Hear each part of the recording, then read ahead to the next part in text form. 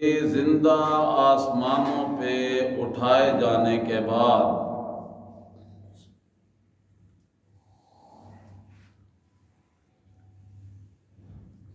تقریباً 600 سال کا عرصہ بیت گیا۔ ہفتوں کی بات نہیں، مہینوں کی بات نہیں، سالوں کی بات نہیں، صدیوں کی بات ہے۔ 6 صدیاں بیت گئیں۔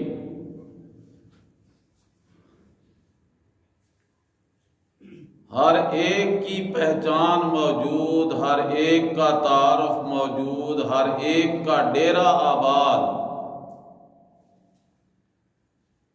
کہیں موم بتیاں جل رہی ہیں، کہیں لائٹیں جل رہی ہیں، کہیں دیے جل رہے ہیں،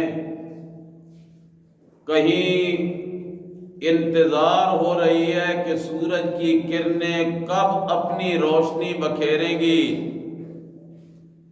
کہیں اس بات کی قوم منتظر ہے کہ وہ وقت کس وقت آئے گا جب پورا آسمان ستاروں سے جگمگا جائے گا، کہیں 14ویں کے چاند کی انتظار ہے، تو کہیں کسی بہت بڑے خوبصورت عالی شان بلڈنگ میں سجے ہوئے مجسمے کی انتظار ہے۔ میں نے بڑے احتیاط کے ساتھ رسول اللہ صلی اللہ علیہ وسلم کی آمد سے پہلے، آپ کی بعثت سے پہلے، سرزمین عرب اور عرب کے قرب و جوار کا چند چھوٹے چھوٹے لفظوں میں تعارف کرایا ہے۔ مکے کی بستی کے اطراف کا عالم یہ ہے کہ ایک طرف چاند سورج ستاروں کے پجاری، دوسری طرف کیفیت یہ ہے کہ اپنے ہاتھوں سے بڑے پتھر لاتے، پھر اپنی چھینیوں سے، اپنے اوزاروں سے، اپنی تیزیوں سے، اپنے ہتھیاروں سے انہیں پھر کاٹتے، ان کے ناک، کان، آنکھ، گلا، سر، بازو، پاؤں تصویر بناتے اور اس مجسمے پہ خوبصورت عالی شان رنگ بنا کر، لگا کر، اسے کھڑا کر کے پھر اسی کے سامنے اپنا ماتھا جھکاتے اور یہ کہنے لگ جاتے، بس اس کی وجہ سے ہم بچے ہوئے ہیں، اس کی وجہ سے ہم کھا رہے ہیں، اس کی وجہ سے ہم پی رہے ہیں، یہی ہمارا معبود ہے، یہ ہمارا الہ ہے، یہ ہمارا حاجت روا ہے، یہ ہمارا مشکل کشا ہے۔ حتیٰ کہ کئی بڑے کئی چھوٹے مجسمے بناتے، اور پھر ایک گھر کی بات نہیں، محلے کی بات نہیں، کوئی گھر خالی نہ ہوتا، حضر تو حضر سفروں کے لیے الگ الگ چھوٹے چھوٹے معبود بنا کے، کئی آٹے کے معبود، کس کے؟ آٹے کے معبود، مجسمہ بنایا، اندر گھی ڈالا، شکر ڈالی، میٹھا ڈالا، یا جو بھی اس زمانے میں مٹھاس دینے کے لیے ذرائع تھے استعمال کرتے، اور مجسمے بنا کے گھی میں تل کے بھون کے تھیلے میں رکھ لیتے، سفر پہ چلے جاتے۔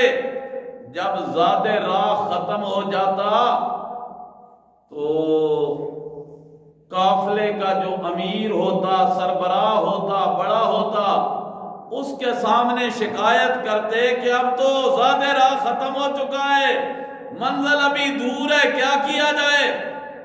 تو وہ بڑا بھلے مانس بن کے کہتا، ذرا اپنے اپنے تھیلے کھولو نا، تھیلوں کے اندر جو معبود رکھے ہوئے ہیں نا مجسمے بنا کے، معبود حاجت روا مشکل کشا، اب کام نہیں آئیں گے تو کب کام آئیں گے؟ بابا یہ کیا کریں گے؟ اوے نکالو ان کو، ذرا ایک بازو کھا کے وقت گزارا کر لو، پھر دوسرا بازو کھایا، پھر سر کھا لیا، پھر جسم کھا لیا۔ یہ معاشرے کی حالت بن چکی تھی۔ اور تیسری طرف مکہ کا وہ علاقہ تھا جہاں عیسائیت کا زور تھا، مذہب پرستوں کا زور تھا، اور ان کا بھی نظریہ، عقیدہ اور ذہن یہ تھا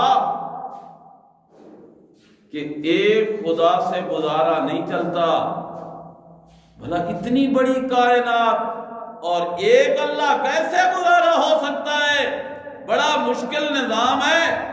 ہم تو ایک گھر کے نظام کو ایک بابا چلانا مشکل ہے، اتنا بڑا نظام ایک خدا، تو پھر نظریہ بنا لیا کہ ایک نہیں خدا کتنے ہیں؟ تین۔ کتنے ہیں؟ تین۔ اور پھر حد ہو گئی جب انہوں نے یہ قول کیا ان اللہ ثالث ثلاثہ، ان اللہ ثالث ثلاثہ، ہیں تو تین مگر دو ہمارے قریب ہیں، ایک ہم سے دور ہے۔ ذہن کو ذرا حاضر کرو، دو ہمارے قریب ہیں، حضرت عیسیٰ کا مجسمہ بھی موجود قریب خدا ہے، حضرت مریم کی تصویر اور خاکہ بھی ہمارے قریب نزدیک خدا ہے۔ دو خدا ہمارے قریب ہیں اور ایک دور ہے، وہ کون ہے؟ ان اللہ، کون؟ اور پھر اللہ کو پہلے نمبر پہ بھی نہیں رکھا۔ انا للہ و انا الیہ، جہالت کی انتہا، حد ہو گئی۔ ان اللہ ثالث ثلاثہ، پہلا نمبر نہیں اللہ کا، دوسرا بھی نہیں اللہ کا، نمبر تیسرا۔ ثالث ہیں تین، ثالث ثلاثتن، چھٹا پارا 14واں رکوع، چھٹا ہے چوتھا ہے چھٹا، چھٹا پارا 14واں رکوع۔ اللہ کریم فرماتے ہیں حد کر دی انہوں نے اپنی نظریاتی کمزوریوں کی جب انہوں نے یہ قول کیا کہ ان اللہ ثالث ثلاثہ۔ رب نے بھی ایک فتویٰ لگایا، کسی مفتی کا نہیں، کسی عالم کا نہیں، کسی فقیہ محدث مفسر کا نہیں، فتویٰ کس کا؟ بولو بولو، فتویٰ کس کا؟ آج اگر ہمیں مسئلے کی ضرورت پڑ جائے تو اپنی من کا پسند کا مفتی تلاش کرتے ہیں کہ کوئی سن یہ ہو جائے فتویٰ دے دے وے بھائی کم بھی بن جائے تو لوگوں کے سامنے شرمندہ بھی نہ ہونا پڑے۔ پھر تلاش کرتے ہیں، گھومتے ہیں، پھرتے ہیں، مسجد مسجد جاتے ہیں۔ کیا ہوا؟ او جی غصے دی حالت وچ 3 طلاقاں دے چھڑیاں، کوئی یہ ہو جائے مولوی مل جائے، مفتی مل جائے جیڑا کوئی گنجائش نکال دے۔ ایسا ہو رہا ہے معاشرے میں؟ نہیں ہو رہا ہے۔ پھر معاشرے میں وہ لوگ بھی موجود ہیں جو اس کی کمزوری سے فائدہ اٹھا کے اپنی تجوری بھرتے ہیں اور پھر کہتے ہیں چل یار ہے تے کم بڑا اوکھا پر تو خوش ہو جا، تو میں خوش کیتا میں تین خوش کر دیاں گا۔ پھر اس کی مرضی پہ جواب دے دیا، لیکن میرے اللہ خالق ہے، قہار ہے، جبار ہے، عزیز ہے، متکبر ہے، پوری کائنات میں کوئی نہ مانے اسے، کسی کی پرواہ کوئی نہیں۔ ساری دنیا اس کے دروازے پہ جھکنے لگ جائے، شان میں اضافہ نہیں، ساری دنیا منکر ہو جائے، اس کی شان میں کمی۔ قل هو اللہ احد اللہ الصمد، فتویٰ ہے اس کا، حوالہ میں نے بتا دیا، ترجمہ گھروں سے دیکھ لینا۔ رب کہتے ہیں لقد کفر الذین قالوا،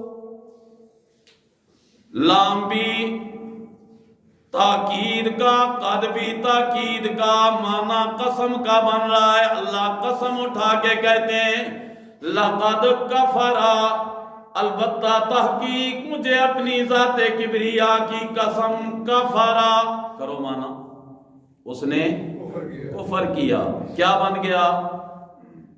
وہ جڑا کفر کرے کہ بن جاتا ہے کافر، جو کفر کرے وہ بنتا ہے کافر، جو شرک کرے وہ بنتا ہے مشرک، جو بدعت کرے وہ بنتا ہے بدعتی۔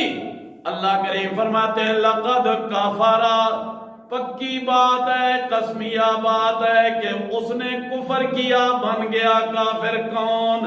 اللہ فرماتے ہیں الذین قالوا، جنہوں نے یہ قول کیا تھا ان اللہ ثالث ثلاثہ، تین خدا ہے، ایک عیسیٰ، ایک مریم، تیسرا دور خدا اللہ عرش والا، تین خداؤں کا جس نے قول کیا، اللہ فرماتے ہیں لقد کفر، کیا کیا اس نے؟ ماحول یہ ہے عرب کا، مکے کے ارد گرد کا معاشرتی ماحول یہ ہے، ایک طرف بت پرستی ہے، ایک طرف چاند سورج ستارہ پرستی ہے، تیسری طرف اقرار کیا جا رہا ہے تثلیث کا، تین خداؤں کا اعتراف کیا جا رہا ہے، اقرار کیا جا رہا ہے۔ اور مکے کی چوتھی جانب وہ علاقہ ہے جہاں دہریت ہے، خدا کا اقرار ہے ہی کوئی نہیں، وہ کہتے اللہ ہے ہی کوئی نہیں، یہ نظام بس اپنی طرف بنا، خود بخود آ گیا، اللہ اللہ خیر صلاح، کوئی نظام کو بنانے والا نہیں، رب کے منکرین کا طبقہ دہریہ۔ امام اعظم امام ابو حنیفہ کہہ دو رحمت اللہ تعالی علیہ، مناظرہ طے ہو گیا ایک دہریے سے،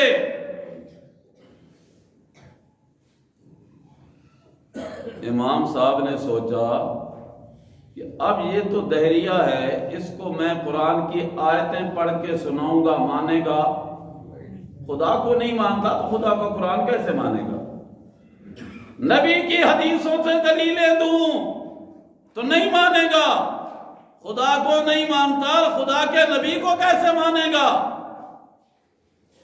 امام صاحب نے قصداً تاخیر کر لی، لیٹ کر دیا، وقت جو طے تھا اس سے تھوڑا دیر سے گئے۔ حکیم لوگوں کی حکمت بھی بڑی عجیب ہوا کرتی ہے، حکیم لوگوں کی حکمت بھی بڑی عجیب ہوا کرتی ہے۔ جب میں نے یہ لفظ بولا تو آپ کا خیال چلا گیا ہوگا کسی ایسے حکیم کی دکان پہ جو نبضیں دیکھ دیکھ کے دوائیاں دیتا ہے، وہ حکیم نہیں۔ حکیم سے مراد وہ حکمت والا، وہ دانا جس نے اپنی عقل کو، اپنے فہم کو، اپنی فراست کو، اپنی دانائی کو استعمال کیا رب کے قرآن کو سمجھنے کے لیے یا کائنات کے نظام کو پہچاننے کے لیے، وہ حکیم اعلیٰ حکیم ہے، وہ حکیم پہنچے تاخیر سے۔ دہریہ کہنے لگا دیکھ لیا نا، جس کو اپنے وقت کی قدر نہیں، وعدے کی پابندی نہیں، اس کا بھی بڑا کوئی مذہب ہے، اس کا بھی کوئی دین ہے، چھوڑو۔ گویا وہ اپنی فتح کا اعلان کرنے لگا کہ میں کامیاب ہو گیا، مناظرہ جیت گیا، تمہارا آیا ہوا امام ہار گیا، وقت بھی پورے وقت پہ بھی نہیں اترا، امام صاحب نے فرمایا بھائی مجبوریاں بھی تو ہوتی ہیں۔ نے کہا کیا مجبوری تھی آپ کو؟ امام صاحب نے فرمایا درمیان میں دریا پڑتا تھا، اس کو میں نے عبور کر کے آنا تھا، میں دریا کے کنارے پہنچا، آگے کشتی کے بغیر میں نہیں آ سکتا تھا، کشتی موجود نہیں تھی، میں بڑا پریشان تھا کہ ٹائم میرا ضائع ہوتا جا رہا ہے، گزرتا جا رہا ہے، وقت پہ نہیں پہنچ پا رہا۔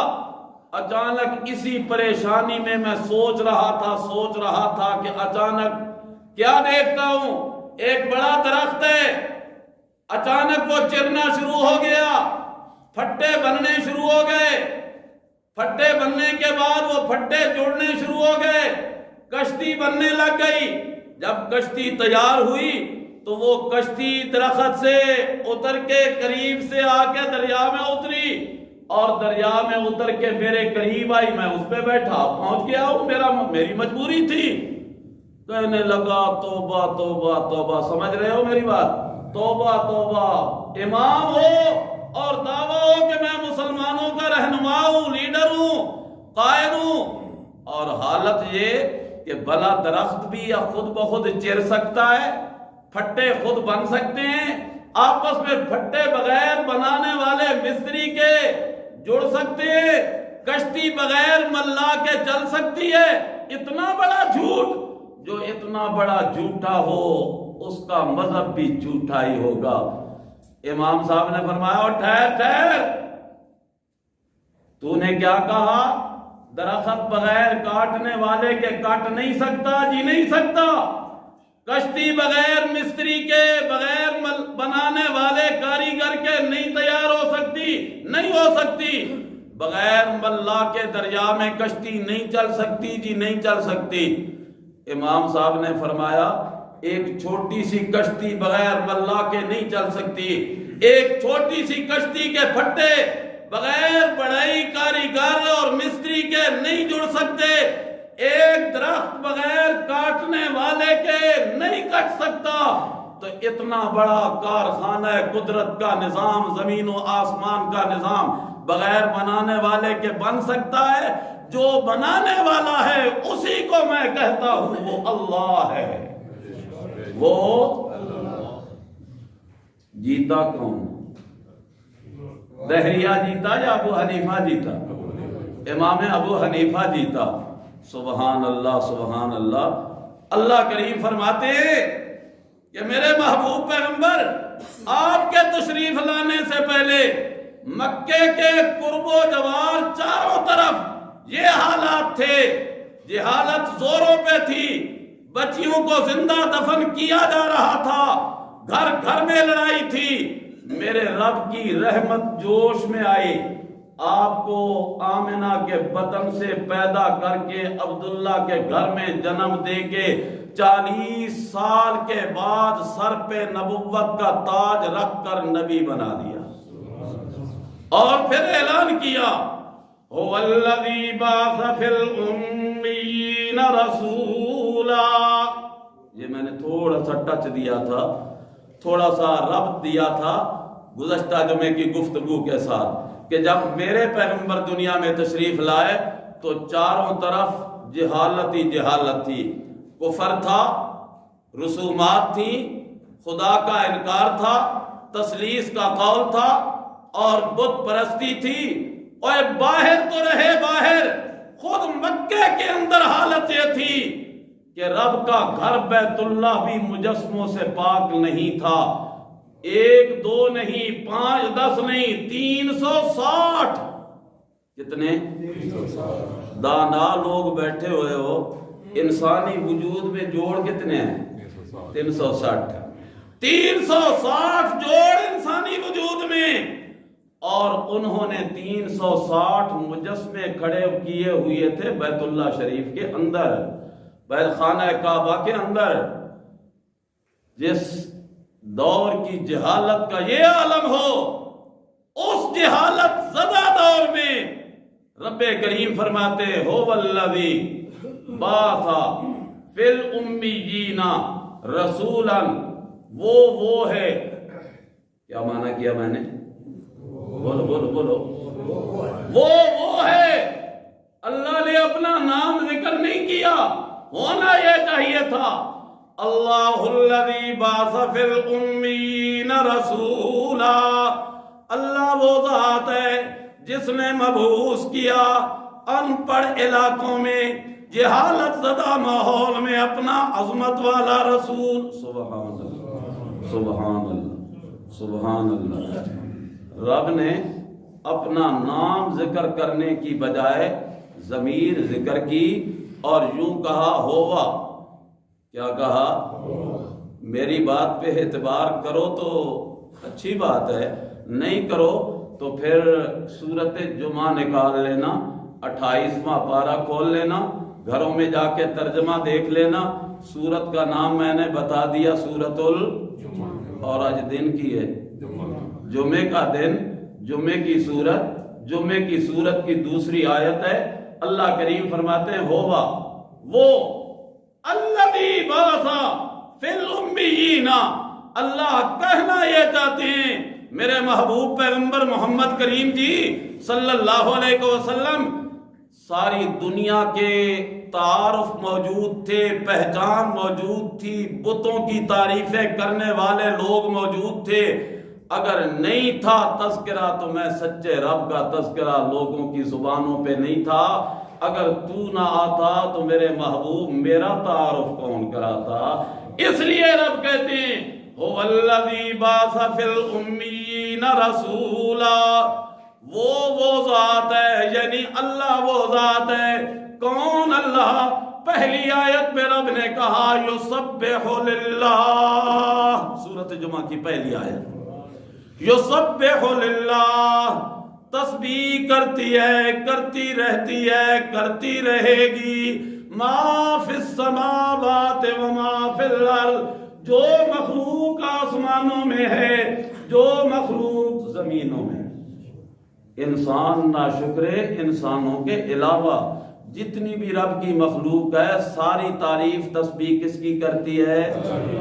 سب مخلوق رب کی تسبیح کرتی ہے، لیکن حال یہ ہے لیکن لا تفقہون تسبیحہم، تمہیں محسوس ہوتا ہے چڑیا چوں چوں کر رہی ہے، رب کا قرآن کہتا ہے وہ سبحان اللہ کر رہی ہے، تم کہتے ہو کوا کائیں کائیں کر رہا ہے، رب کا قرآن کہتا ہے وہ الحمدللہ کے وظیفے پڑھ رہا ہے، تم سمجھتے ہو گائے آواز دے رہی ہے، بھیڑ بکری منمنا رہی ہے، رب کا قرآن کہتا ہے یسبح للہ، وہ رب کی تسبیح کر رہی ہے، یسبح للہ ما فی السماوات وما فی الارض، اس عقیدے کے ساتھ کہ الملک بادشاہ حقیقی اللہ، القدوس ساری کائنات سے پاکیزہ، اطہر، اشرف، اعلیٰ، ازکا، برتر، بالا ذات ہے تو اللہ کی، اور پھر ساری کائنات اس کی تسبیح کرتی ہے اور کہتی ہے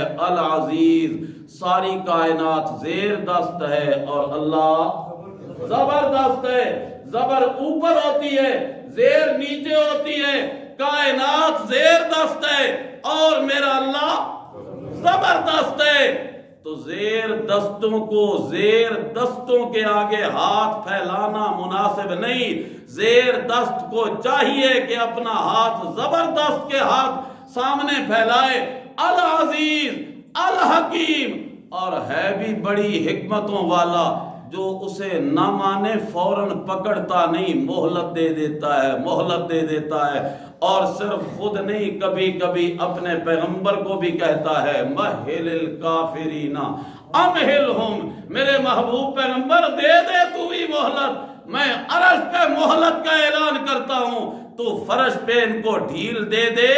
اللہ کتنی ڈھیل؟ رب کریم فرماتے ہیں امہلہم رویدا، اے تھوڑا جا وقت گزرن دے، میرے کول انہوں آن دے، جب میرے پاس آئیں گے تو میں خود حساب بے باک کر لوں گا۔ اللہ اس پیغمبر کا سچا مطیع فرما بردار بن کر زندگی گزارنے کی توفیق عطا فرمائے۔ وآخر دعوانا